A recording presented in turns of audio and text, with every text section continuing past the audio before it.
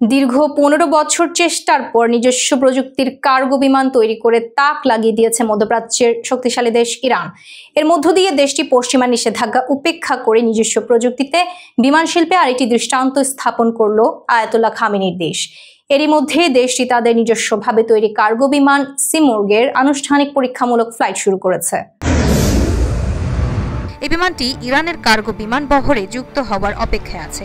গত মঙ্গলবার ইরানের মধ্যাঞ্চলীয় শহর শাহিন শহরের একটি এয়ারফিল্ডের দেশটির প্রতিরক্ষা ও পরিবহন মন্ত্রণালয়ের উপপ্রধানদের উপস্থিতিতে এক অনুষ্ঠানের মাধ্যমে সিমোর্গের এই পরীক্ষা শুরু হয়। ইরানের বেসামরিক বিমান চলাচল সংস্থা জানিয়েছে, দেশটির বিমান বহরে যোগদানের চূড়ান্ত অনুমতি পেতে হলে সিমোর্গকে বিভিন্ন পরিস্থিতিতে মোট ১০০ ঘণ্টা পরীক্ষামূলক ফ্লাইট সফলভাবে সম্পন্ন করতে হবে।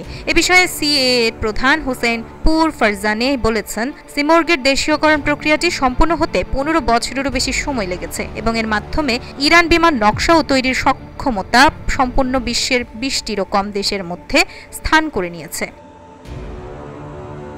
ইরানি কর্তৃপক্ষ জানিয়েছে, এই বিমানটি ইরানের স্থল ও নৌবাহিনীকে দেশের বিভিন্ন ঘাঁটির মধ্যে সেনা বা সরঞ্জাম পরিবহনের সক্ষমতা বাড়াতে সাহায্য করবে। তারা বিশ্বাস করেন, সিমোর্গ ভবিষ্যতে ইরানের স্বল্প দূরত্বের যাত্রী বিমানের বহরেও যোগ দিতে পারে।